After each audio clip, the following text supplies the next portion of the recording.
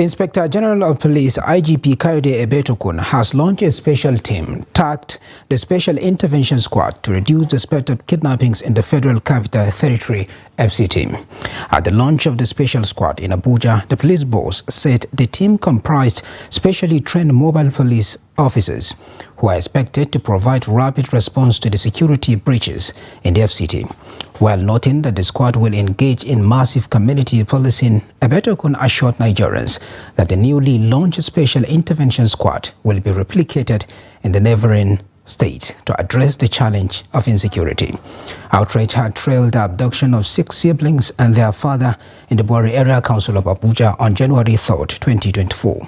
The kidnappers reportedly killed one of the sisters, identified as Nabiha, after their parents could not meet the deadline for payment of 60 million naira ransom. Conceived as an elite unit of the Nigerian Police Force, the SIS is composed of specially trained, well-equipped, and highly mobile police officers, and possesses the capacity for rapid intervention and effective containment of significant security breaches, such as those currently threatening the suburb of the FCT and creating panic generally.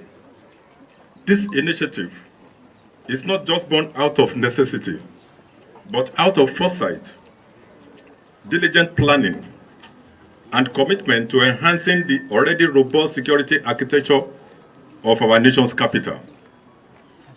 The FCT remains a bastion of safety and an example of efficient urban security management. However, in our continual pursuit of excellence, we must proactively address even the slightest signs of potential threats. We are thus duty-bound to confront all security challenges head-on to protect the lives and welfare of our citizens. Envisioned to include 1,000 personnel in each state of the Federation, the SIS is launched today with officers and men from the tactical units of the force, supplemented by a formidable arsenal of operational assets, including sophisticated arms, drones, and vehicles.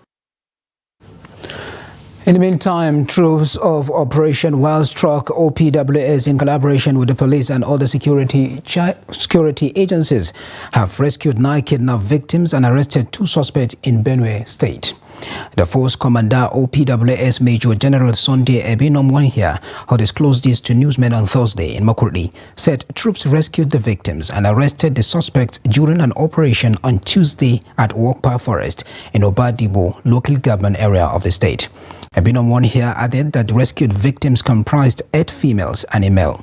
He further stated that the operation followed the kidnap of passengers transiting in a commercial bus along Otokpo, Enugu Road on January 11th.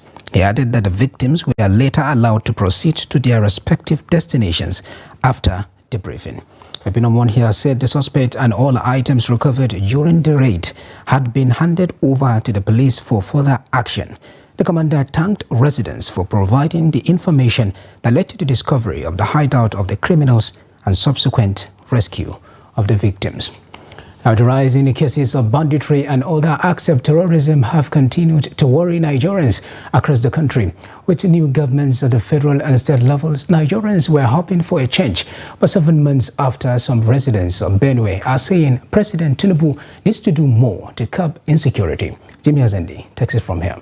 Most residents who spoke to Trust TV expressed fear with the rising cases of banditry, terrorism, and herders' invasion of communities. Sometimes I feel some of these young people carrying guns have decided to do so as a means of calling attention to them. It is a last resort because you go to farm, you toil in the farm, and at the end of the day, you take your produce to the market. Huge revenue is generated on this, but you don't see the impact of that in your local community. So you want to do something that the government will see, that, oh, somebody is angry here. Most importantly, political will is the whole clamors of security. Is the president interested in curbing the crime, the security problem in the country, or is he playing politics with it? That is the most important thing. If the president is not playing politics with it, then we need to see all the service chiefs delivering, and whoever that is not delivering has to be shown a matching order. Other residents suggested an all-inclusive strategy to curb the menace, including the involvement of veterans from the armed forces. If the government carry us along, there are things that we will tell the government to do. Because, for example, during the war, I was one of the instructors that trained a strike force in 3 Marine Commando. So I am using this opportunity to tell government that they should carry the air servicemen along so that they will help the security of this. Because all this, the problem of complaint of insecurity, the right thing is not being done. We retirees now will be as informant in everywhere in the country.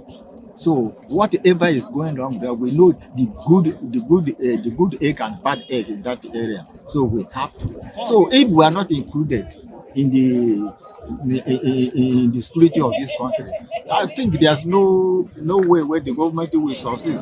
The government has promised to end insecurity, but while that is awaited, rising cases of attacks and killings are raising more questions than answers from Nigerians.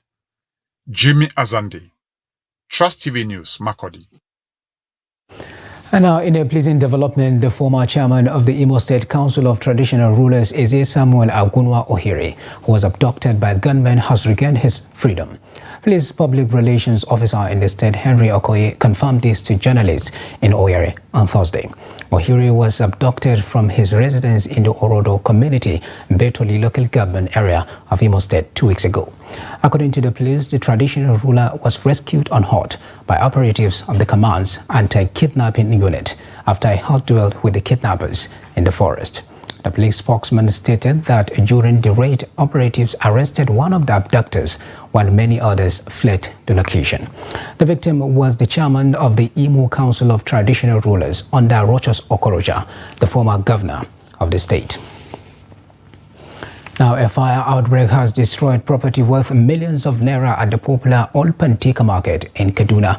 According to traders there, the fire, which began around 11 p.m. on Tuesday night, left many traders devastated as they lost their sources of livelihood. Trust TV's Bella Musa, a report. Woods and other goods once occupied this place, but they have burnt to ashes after the inferno. Scavengers have taken over the scene. About 250 shops were destroyed and goods worth millions of naira were lost. People sell woods here and many secure loans to fund their business. It's a total damage. Fire incident happened around 11:30 p.m. yesterday. The cause of the fire is yet to be ascertained, but a committee has been set up to look into what really happened and how we can address it in the near future. Millions of naira were lost. According to them, traders are traumatized due to the huge losses they have incurred. People sell woods here and many secure loans to fund their business. Now everything has been burned to ashes. Old Pantika Market accommodates thousands of youths who engage in one skill or the other. But this fire incident is, according to them, a major setback. This is a poverty alleviation market whereby over 30,000 people within the vulnerable age of 15 to 25 are engaged into different skills. And of course, this is a setback economically to those teeming youth. Although the cause of the fire incident is yet to be ascertained, the traders are, however, appealing for help from government in order to move on with their life. Bella Musa, Trust TV News, Kaduna. Now, Justice Hamza Ma'azu of the Federal Capital Territory High Court has granted the immediate past governor of the Central Bank of Nigeria, Godwin Emefiele's request to travel out of the FCT. The court said Emefiele must, however, remain in the country as part of his bail term, which restricted him to remain in the capital, FCT. Emefiele, through his lawyer Matthew Boka, said had requested a variation of the terms, which the Council of the Economic and Financial Crimes Commission, EFCC, Rotimi Oyedepo, son, did not object. He told the court to ensure that Emefiele wrote an undertaking that he will remain in the country if his plea was granted. The charge against the former governor of the CBN was also amended to 20 from 6. The amended charges against Emefiele now include criminal breach of trust, forgery, conspiracy to commit forgery, procurement fraud, and conspiracy to commit felony. The court had on December 23, 2024 granted Emefiele bail in the sum of 300 million naira, with 2 sureties a like sum. Still on judicial matters, the Supreme Court has dismissed the appeal filed by the candidate of the African Democratic Congress ADC, Nafiu Bala, against the election of Muhammad Yahya as governor of Gombe State. A 5-member panel of the Apex Court, led by Justice Kudirat Kekere Ekun, dismissed the appeal shortly after the appellants withdrew it. Meanwhile, the Apex Court has adjourned to Friday for judgment in the order appeal filed by Jibrin Baridi of the People's Democratic Party (PDP). The panel fixed Friday for judgment shortly after parties abducted and argued their briefs of argument in the appeal, which expires on Sunday, January 21st. At the hearing, the Apex Court panel confronted counsel for the ADC and Bala's lawyer, Habar Oye, on the incompetence of his client's case and the need not to waste the court's time. Oye subsequently applied to withdraw the appeal, which was not opposed by the respondents and was accordingly dismissed. The Apex Court also reserved judgment in the appeal filed by Ashur Isa of the People's Democratic Party (PDP) in Kaduna State against the election of Governor Ubasani to a date that would be communicated to all the parties. This is news update on Trust TV. Coming up ahead. Maiduguri residents lament as property owners increased cost of apartments. Details of these and more after the break. Please stay with us.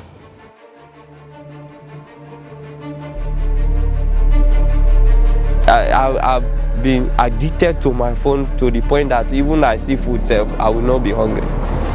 I may be eating now, still pressing my phone. In a world dominated by digital connectivity, social media has become an integral part of our lives. Incidentally, addiction process in the brain is the same, either with substance use, either with betting, either with whatever, either with sex addiction. It's the same process of the brain, because the brain is there. When you feed it with information, and information makes you feel happy, you feel great, it will demand for more. On average, Nigerians spend 3 hours and 42 minutes on social networks every day. However, there are some who cannot control the amount of time they spend on social media. I can't quantify the amount of good it does, I can't quantify the amount of bad it does, but I know social media is a double-edged sword. As we navigate the endless possibilities of digital landscape, understanding the impact of social media on humanity is crucial.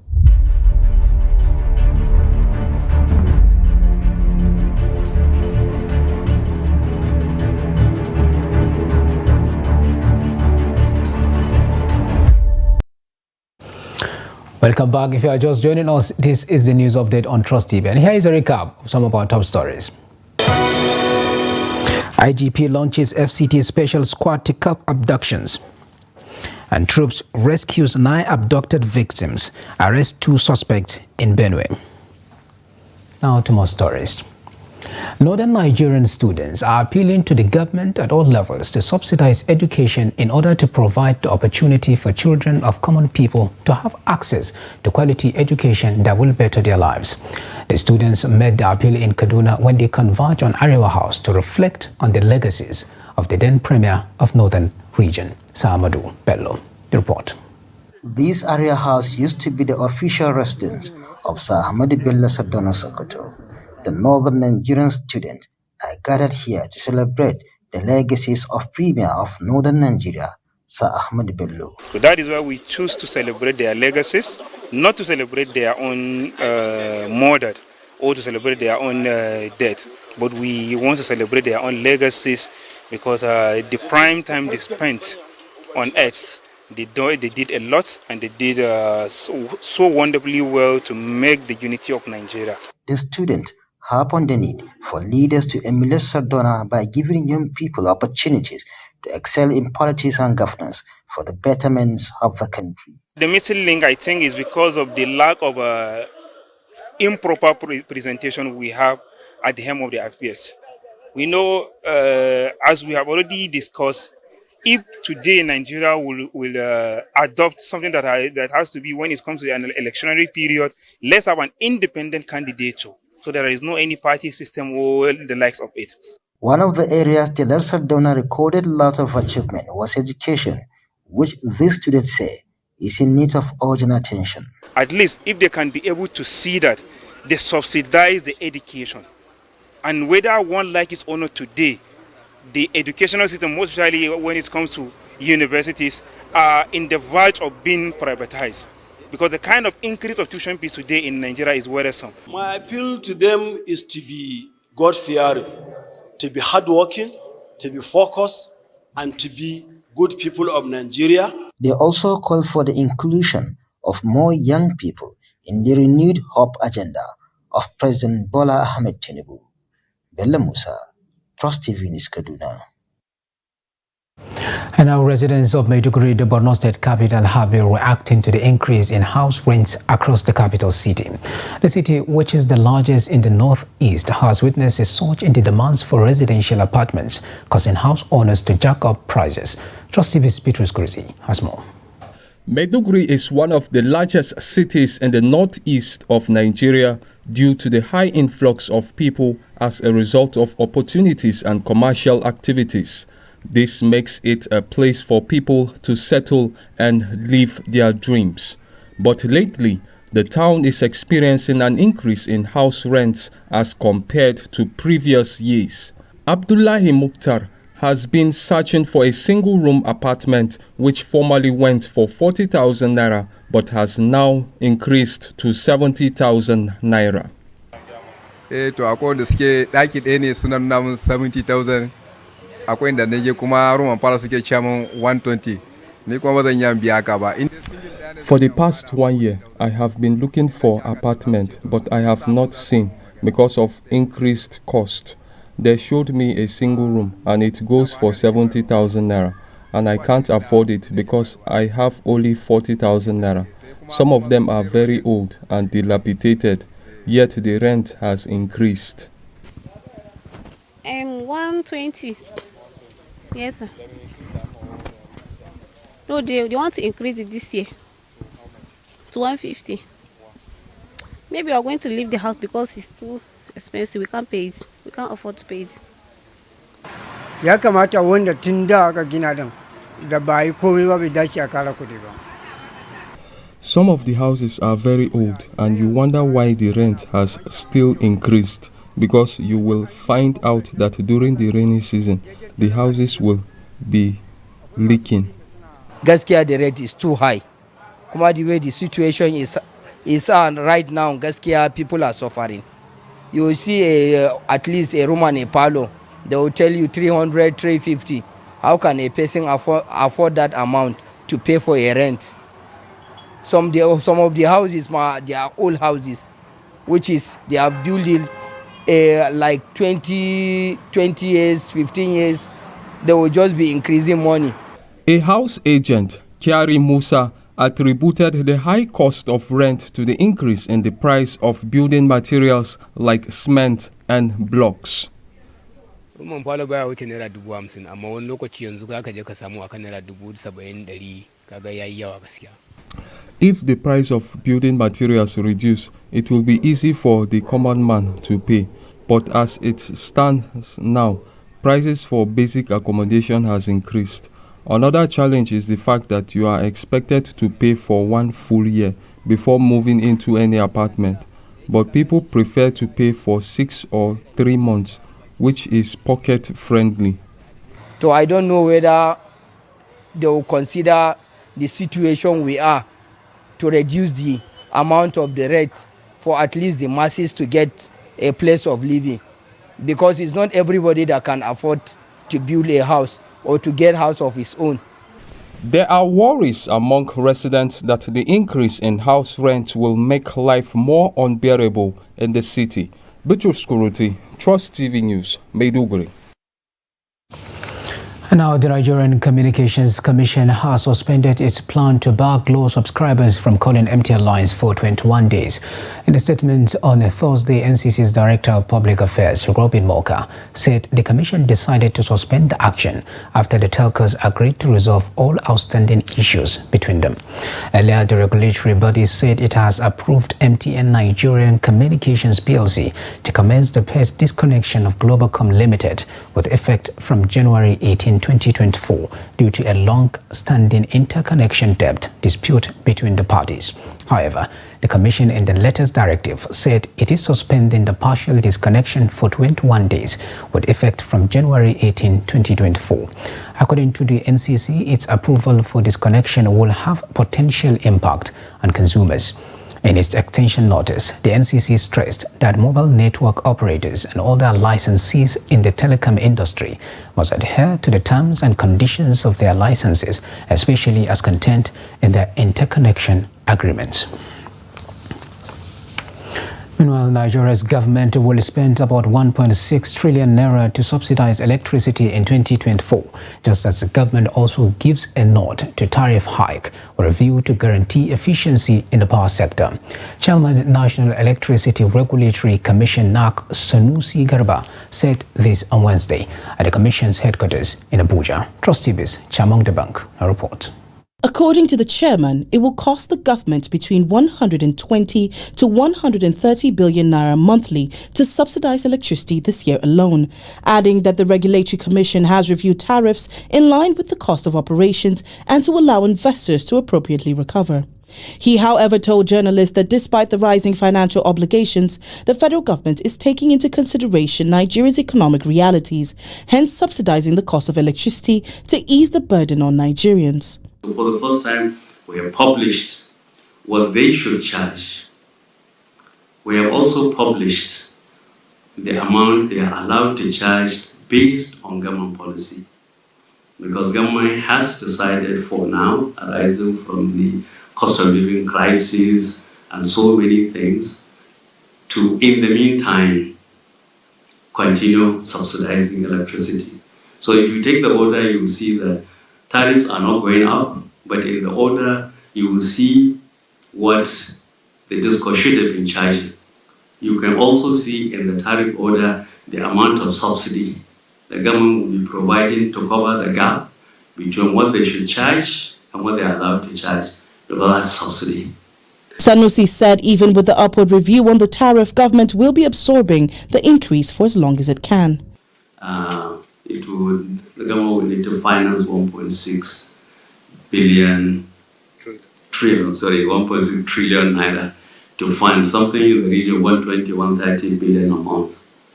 Okay, so one of the new things in the tariff order that I did mention is to avoid rate shock, meaning that if you have to delay for 6 months before you provide for changes in macroeconomic parameters, the jump you need to make, whether it's up or down, will be substantial.